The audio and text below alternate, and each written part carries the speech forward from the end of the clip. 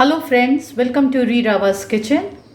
Today's recipe is quinoa kheer. Let's quickly check the ingredients that we need to make quinoa kheer. If you are new to my channel and if you have not subscribed, then do consider by clicking on the subscribe button and click on the bell icon so that you get updates whenever we upload a new video. So let's start preparing quinoa kheer. I had taken few quinoa seeds and put it in pressure cooker and gave 4 to 5 whistles. Now they are cooked well and soft, so I had already pre-cooked this and I have kept it ready. Now here in a pan I am going to add little ghee first. I have taken here few cashew nuts, broken cashew nuts.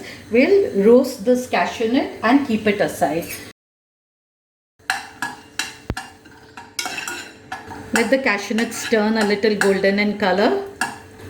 To cook this quinoa seed, I had taken around 45 grams of quinoa, washed it nicely and then put it in a vessel with some water and gave 4 to 5 whistles in cooker.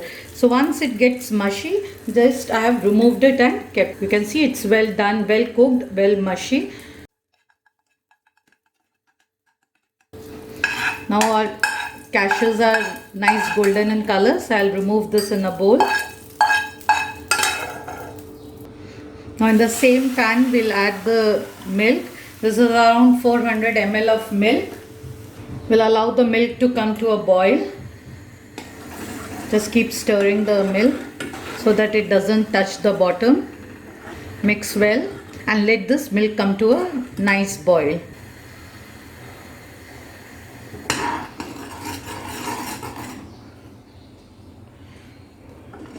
Now here you can see the milk has come to a nice boil. Now at this stage, once the milk has come to a good boil, we'll add Milkmaid. This is around 150 gram of Milkmaid. So we'll add this Milkmaid to the milk. Combine the Milkmaid well with the milk. Now let this boil for about 2 to 3 minutes. Just keep mixing well and keep scraping from the sides.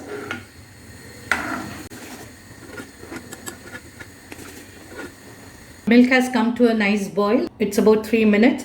Now to this we are going to add this cooked quinoa seeds. Add this cooked quinoa, give a nice mix.